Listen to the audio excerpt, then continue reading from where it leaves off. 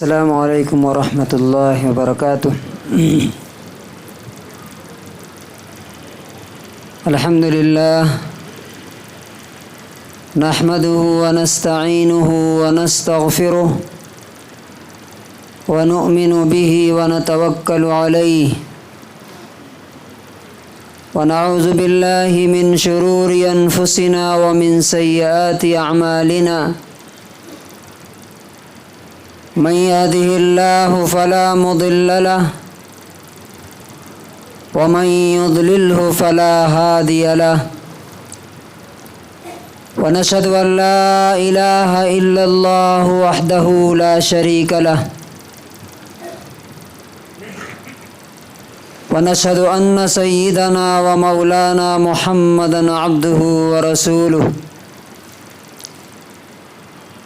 أما بعد فأعوذ بالله من الشيطان الرجيم بسم الله الرحمن الرحيم كنتم خير أمة أخرجت للناس وقال النبي صلى الله عليه وسلم خصلتان لا تجتمعان في مؤمن البخل وسوء الخلق رواہ البخاری۔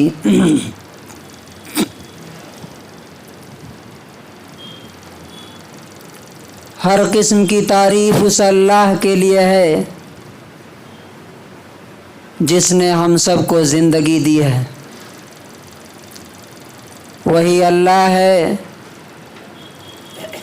جو پوری دنیا کا، پورے یونیورس کا تنہا اکیلا مالک ہے، جب جسے چاہے زندگی دیتا ہے اور ہم میں سے جب جسے چاہے موت کے گھاٹ اتار دیتا ہے۔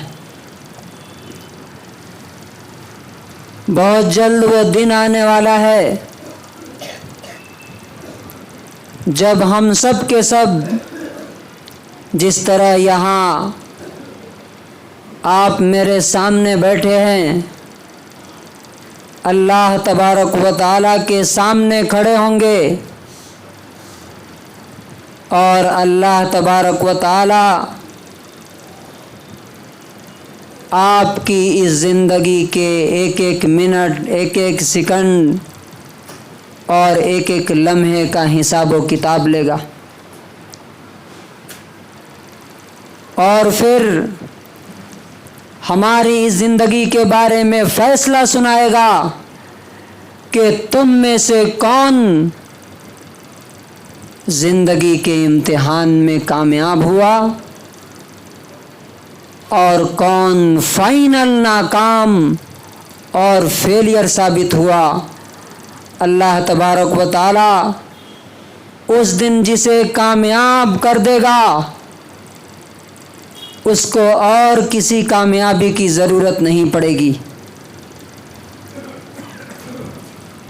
اللہ تعالیٰ نے فرمایا ذالک هو الفوز العظیم، وہی سب سے بڑی الٹیمیٹ کامیابی۔ اور جو شخص اس دن اللہ کے دربار سے اناؤنس کیا گیا، جس کے بارے میں کہ یہ شخص زندگی کے امتحان میں فیل ہو گیا، ناکام ہو گیا، وہ آخری ناکامی ہوگی، اس کے بعد پھر نہ کوئی ناکامی ہے نہ کوئی کامیابی ہے۔ اللہ تبارک و تعالیٰ اس دن کی ناکامی سے، فیلئر سے ہم سب کو بچائے۔ اب سوال یہ ہے کہ اس دن کی کامیابی کیسے ملے گی؟ اس کے لیے اللہ تبارک و تعالیٰ نے ایک پورا سلیبس، پورا ایک گائیڈ بک اتار کے بھیج دیا۔ اس کو پڑھو، سمجھو، اس کو فالو کرو، دنیا بھی کامیاب ہوگی جس طرح رسول اللہ صلی اللہ علیہ وسلم اور صحابہ کرام کی ہوئی، اور آخرت بھی تمہاری ہوگی۔ فرشتے اس دن تمہیں سلامی دیں گے، کہیں گے سلام علیکم، تم پر سلامتی ہو، سیلیوٹ، طبتم فادخلوها خالدین، تم تو پاک ہو گئے، مبارک ہو تمہیں، اب ہمیشہ ہمیشہ کی کامیابی کے اندر داخل ہو جاؤ۔ اب سوال یہ ہے، یہ کتاب ہمیں کیا سکھاتی ہے؟ کیسے ہم اس دن کامیاب ہوں گے؟ پہلا اسٹیپ ہے اللہ کی عبادت۔ اللہ کی عبادت میں سب سے پہلی چیز کیا ہے؟ نماز۔ جس نے نماز پڑھی اس نے دین کو قائم کیا، جس نے نماز چھوڑ دی وہ کافر ہو گیا۔ نبی پاک صلی اللہ علیہ وسلم فرماتے ہیں من ترک الصلاۃ متعمدا فقد کفر، جو جان بوجھ کے نماز چھوڑتا ہے وہ مسلمان نہیں، وہ کافر ہے۔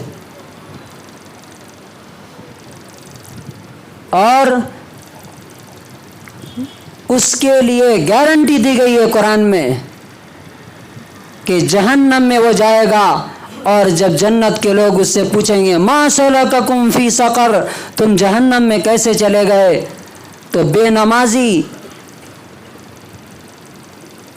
کیا جواب دیں گے؟ لم نک من المصلین، ہم نماز نہیں پڑھتے تھے۔ لیکن ہماری نماز، ہماری عبادت قبول کیسے ہوگی، ایکسیپٹ کیسے ہوگی؟ اس کے لیے حلال روزی، پاک اور صاف روزی، پروویژن چاہیے۔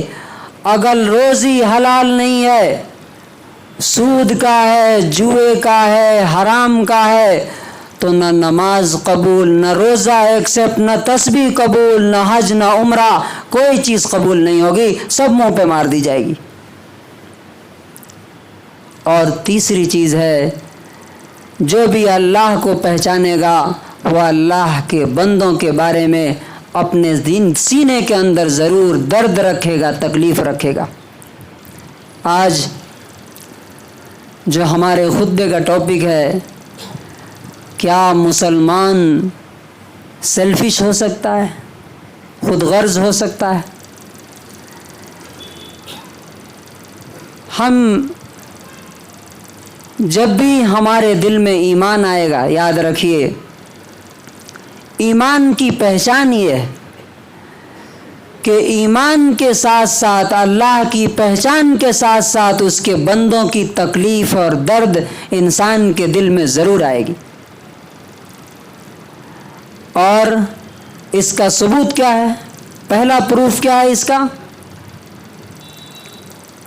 سورہ آل عمران آیت نمبر 110، اللہ تبارک و تعالیٰ نے ہم سب سے کہا کنتم خیر امت، تم سب سے بہترین اور بیسٹ نیشن ہو، قوم ہو۔ کیوں بہتر ہو؟ اس کی وجہ کیا ہے، ریزن کیا ہے؟ اخرجت للناس، تمہیں لوگوں کے لیے نکالا گیا۔ کس کے لیے؟ اپنے لیے نہیں، لوگوں کے لیے۔ اور مفسرین لکھتے ہیں کہ لوگوں کے لیے کا مطلب کیا ہے؟ للناس یعنی لنفع الناس، لوگوں کو فائدہ پہنچانے کے لیے تمہیں اللہ تبارک و تعالیٰ نے سلیکٹ کیا۔ زندگی گزارنے کا 2 آئیڈیا ہے، یاد رکھیے۔ پہلا کہ میری زندگی میرے اللہ کے لیے اور اس کے بندوں کی بھلائی کے لیے، یہ نمبر 1 آئیڈیا ہے یہ۔ اور دوسرا آئیڈیا جو اسلام کا نہیں، کفر کا ہے، مومن کا ہے نہیں ہے، یہ منافق کا ہو سکتا ہے۔ وہ کیا ہے؟ میری لائف انجوائمنٹ کے لیے، میرے بچوں کے لیے، بچوں کو سیٹل کر دیا، پڑھا دیا، کاروبار کرا دیا، گھر بنا کے دے دیا، بس میں ریلیکس ہو گیا۔ یہ دوسرا جو آئیڈیا ہے جینے کا، یہ اسلام کا، ایمان کا، اللہ اور رسول کا نہیں ہے، یہ کفر کا، شیطان کا اور دنیا داروں کا طریقہ ہے۔ افسوس یہ ہے کہ آج ہم چونکہ کافرانہ ماحول میں رہتے ہیں، मुसलमानों के दिमाग में भी यही बात घुस गई। आप किसी से पूछिए, वो क्या कहता है, मैं किस लिए जी रहा हूँ? मेरी कमाई किसके लिए? मेरे बच्चों के लिए। मेरी ज़िंदगी किसके लिए? मेरे बच्चों के लिए। मेरी प्रॉपर्टी किसके लिए? मेरे बच्चों के लिए, मेरी फैमिली के लिए। इसी का नतीजा है कि एक इंसान, एक मुसलमान अपने बच्चों की ख्वाहिश पर 50 लाख करोड़ों रुपया लगा देता है, लेकिन 1 लाख की ज़रूरत अगर कहीं दूसरे मुसलमान को पड़ती है तो 1 लाख छोड़िए 100 रुपये मुश्किल से नहीं निकलते। ये क्या है? अल्लाह तबारक व तआला ने हमें बताया था, उखरिजत लिन्नास, तुम लोगों को नफ़ा पहुंचाने के लिए निकाले गए। मुसलमान सेल्फिश नहीं हो सकता, मुसलमान खुद गर्ज नहीं हो सकता, मुसलमान सेल्फ सेंटर्ड नहीं हो सकता, बल्कि मुसलमान जब भी किसी इंसान को, मुसलमान छोड़िए, जब भी किसी इंसान को तकलीफ में देखेगा वो बेचैन हो जाएगा, बेकरार हो जाएगा। जब तक उसकी तकलीफ दूर नहीं होगी उसे सुकून नहीं मिलेगा। इसका सबूत क्या है? रसूलुल्लाह सल्लल्लाहु अलैहि वसल्लम ने फरमाया, तिर्मिज़ी की 1962 नंबर हदीस है कि 2 चीज़ें एक मुसलमान के अंदर जमा नहीं हो सकती। कौन सी चीज़ें? 2 चीज़ें एक मुसलमान के अंदर जमा नहीं हो सकती। क्या क्या? अल बुख्ल, कंजूसी, सेल्फिशनेस, और दूसरा सूउल खुल्क, बद अखलाकी, बैड मैनर्स, बैड बिहेवियर। ये दोनों चीज़ें अगर किसी मुसलमान के अंदर है तो उसके अंदर ईमान नहीं है। अब इसके लिए हम आपको 1-2-3 वाक़यात सुनाते हैं जिससे पता चलेगा हमको कि जो हमारा दीन है, जो हमारी शरीयत है, हमारे रसूल और सहाबा किराम ऐसे नहीं थे जैसे आज के मुसलमान हैं। अल्हम्दुलिल्लाह कुछ मुसलमान आज भी ऐसे हैं। ये मुस्लिम शरीफ की 1017 नंबर हदीस है। आप देखिए इस हदीस में कि ईमान वाला जब किसी इंसान को, किसी मुसलमान हो या नॉन मुस्लिम हो, तकलीफ में देखता है तो कैसा फील करता है वो। हज़रत जरीर इब्न अब्दुल्लाह कहते हैं रज़ी अल्लाह अन्हु, कुन्ना इंद रसूलिल्लाहि सल्लल्लाहु अलैहि वसल्लम, हम सब लोग अल्लाह के रसूल के पास थे।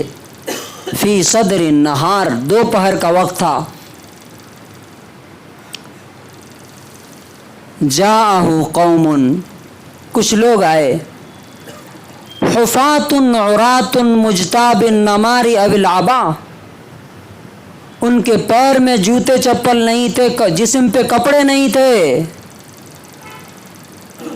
मुजताबिन निमार, ये कंबल टाइप ऊन के कुछ कपड़े उन्होंने अपने बदन पे लपेट रखे थे। नबी सल्लल्लाहु अलैहि वसल्लम ने जब उनको देखा तो क्या हालत हुई? फतमअर वजहु रसूलिल्लाहि सल्लल्लाहु अलैहि वसल्लम लिमा रआ बिहिम मिनल फाक़ा।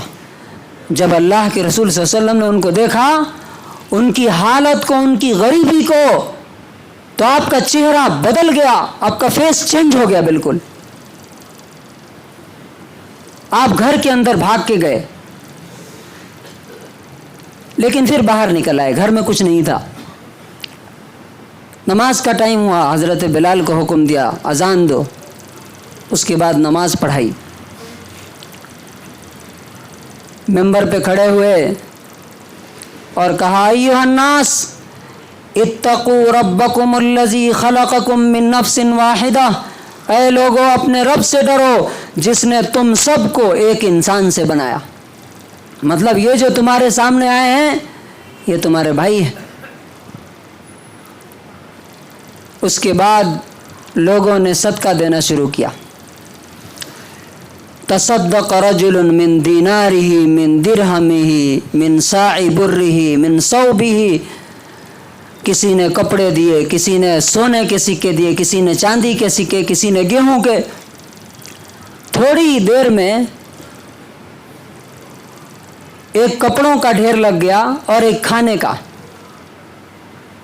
تو کہتے ہیں حتی رأیت وجہ رسول اللہ صلی اللہ علیہ وسلم یتحلل، میں نے دیکھا کہ اللہ کے رسول کا چہرہ جو چینج ہو گیا تھا چمکنے لگا، اور ایسا محسوس ہوتا تھا کہ کأنہ مذہبۃ، سونے کا ٹکڑا ہے.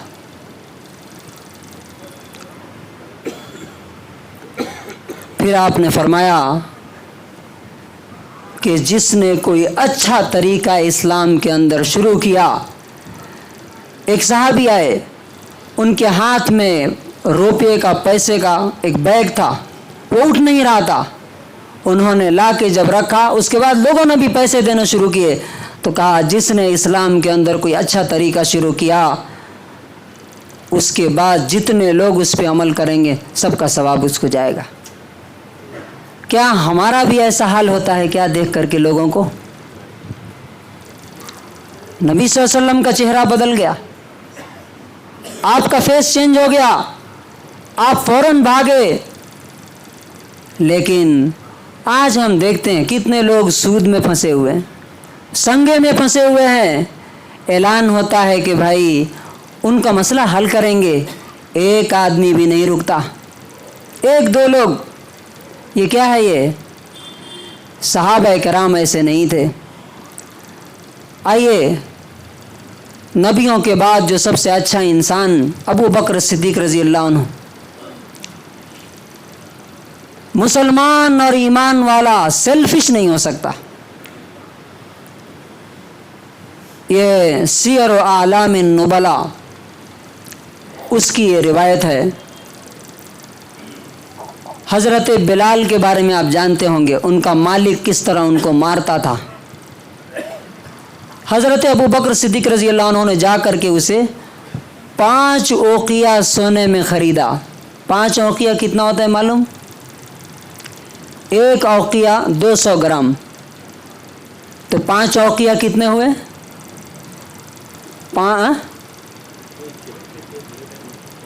5 اوقیہ کتنے ہوئے؟ 1 kg. 1 kg سونے کی قیمت معلوم ابھی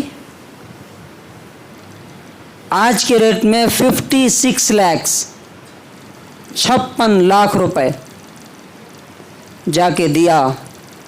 کس حال میں تھے وہ معلوم؟ وَهُوَ مَدْفُونٌ فِي الْحِجَارَةِ، پتھر کے اندر ڈھکے ہوئے تھے وہ. ان کو نیچے ایمان لانے کی وجہ سے نیچے رکھ کر کے اس کے اوپر پتھر ڈال دیتے تھے. خریدے. اس نے کہا یا ابا بکر لو ابیت الا بأوقیۃ لبعناکہ، 5 اوقیہ 1 kg سونا تم نے دے دیا، اگر تم 200 گرام بھی سونا دیتے تو بھی ہم بیچ دیتے. ہمیں اس کی کیا ضرورت تھی کالے کلوٹے آدمی کی ہمیں؟ انہوں نے کیا کہا معلوم ہے؟ لو ابیتم الا 100 اوقیہ، اگر تم 100 اوقیہ چاندی سونا، 100 اوقیہ کا مطلب کتنا ہوا؟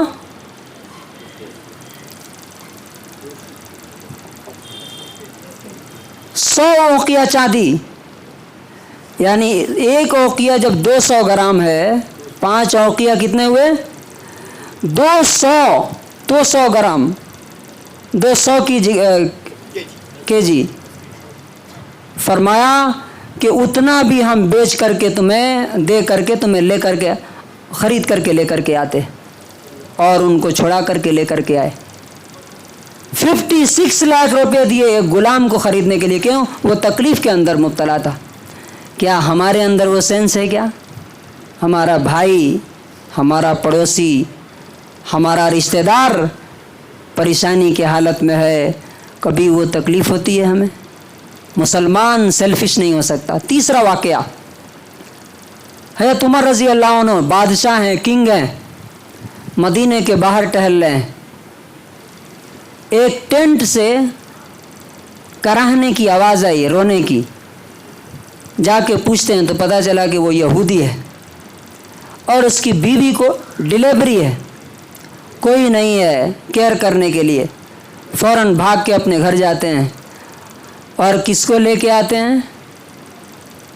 اپنی بیوی کو، first lady of the state, Alexander سے بڑا بادشاہ اپنی بیوی کو اٹھا کر کے لاتا ہے اور کہتا ہے کہ تم اس کی خدمت کرو۔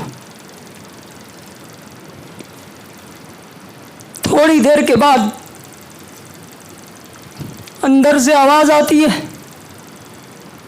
امیر المومنین اپنے بھائی کو خوشخبری دیجیے، بیٹا ہوا۔ وہ یہودی سن کر کے کانپنے لگتا ہے کہ یہ بادشاہ کن کی بیوی میرے گھر میں ہے، میرا کیا ہوگا؟ لیکن کہتے ہیں لا تحزن لا تخف، ٹینشن نہ لو، میں بھی تمہارا بھائی ہوں، تمہاری طرح ایک انسان ہوں۔ اور پورا اس کا جب تک انتظام نہیں ہوتا، ایک ایک چیز کا کیئر کر کے انتظام کر کے تب وہاں سے آتے۔ کہاں گئی وہ انسانیت آج؟ ہزاروں عورتیں سنگے میں پیسے لے کر کے اپنی عزت گنوا رہی ہیں اور لوگ سوسائڈ کر رہے ہیں۔ آج ہم اپنا گھر، اپنی فیملی، اپنے بال بچے سیٹل کر دو، اللہ تعالیٰ قیامت کے دن جب پوچھے گا کیا کر کے آئے تو یہی جواب دیں گے ہم اپنے بچوں کو، فیملی کو سیٹل کر کے آئے ہیں۔ اللہ تبارک و تعالیٰ کہے گا جاؤ، وہی تمہارے خدا تھے، انہی سے مانگ لو اپنا بدلہ۔ یہ امت کا مسئلہ صرف اور صرف ایک ہے، وہ کیا؟ جن کو اللہ نے دیا ہے اکثریت ان کی کنجوسوں اور بخیلوں کی ہے۔ عمر، ابو بکر اور عثمان غنی جیسے لوگ آج بھی اگر ہماری سوسائٹی میں ہوں گے، کسی کو سوسائڈ کرنے کی ضرورت نہیں پڑے گی، کسی کو سود پہ پیسے لینے کی ضرورت نہیں پڑے گی۔ اور لاسٹ واقعہ، مدینے میں قحط پڑتا ہے، حضرت عثمان غنی کے 1000 اونٹ شام سے غلے لے کے آتے ہیں۔ مدینے کے بزنس مین آتے ہیں، کہتے ہیں کہ ڈبل بینیفٹ دیں گے، ہمیں دے دو، 1 لاکھ کا 2 لاکھ، 1 کروڑ کا 2 کروڑ۔ کہتے ہیں نہیں، مجھے اس سے زیادہ مل رہا ہے۔ کہتے ہیں ٹھیک ہے، ٹریپل کر لو، 1 لاکھ کا 3 لاکھ دیں گے۔ کہتے ہیں نہیں، اس سے بھی زیادہ مجھے مل رہا ہے۔ کہا اس سے زیادہ کون دے گا جی؟